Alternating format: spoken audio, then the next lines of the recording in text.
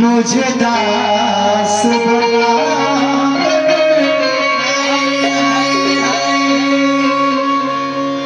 रख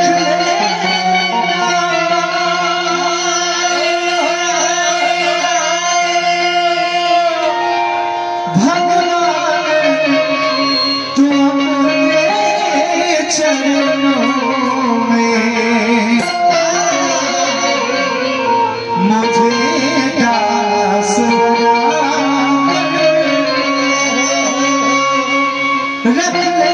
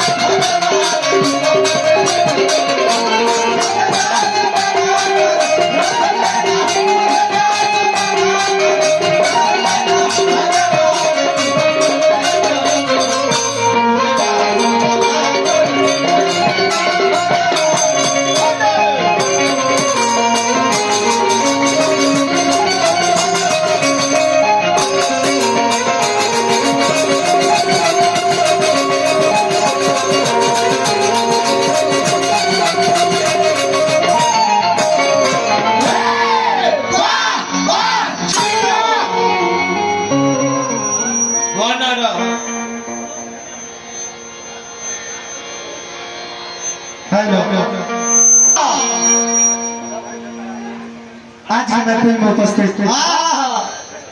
तमाम श्रोतागण समाज एवं जनता जनार्दन हाँ जनार्दन मतलब भगवान होला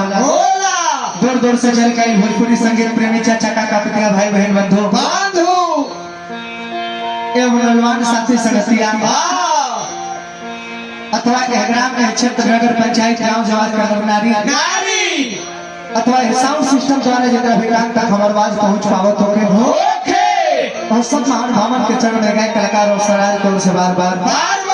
लगातार हार्दिक वंदन अभिनंदन प्रणाम स्वीकार करे सके। कोरस में कोनो में सिटी बा आज के महफिल में उपस्थित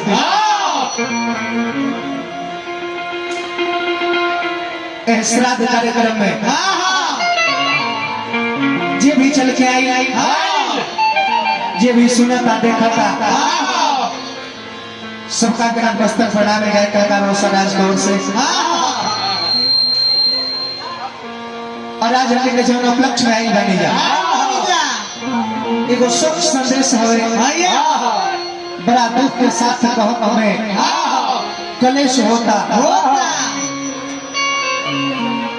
स्वर्गीय चानिया देवी जी जेकरा में आज तक श्रीमती लागत रहला और नाम से पहले स्वर्गीय लागता पुत्र के ऊपर से महतारी के साया हट गई ये दुख के बाद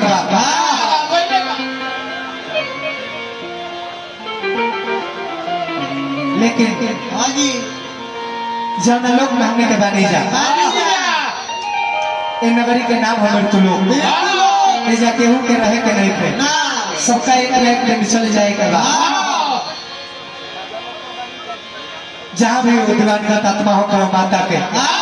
वो आत्मा के शांति खातिर भगवान से प्रार्थना रहे कि लक्ष्मण झूला पर झुलाई और स्वर्ग में उच्च कोटि श्रेणी में स्थान दे।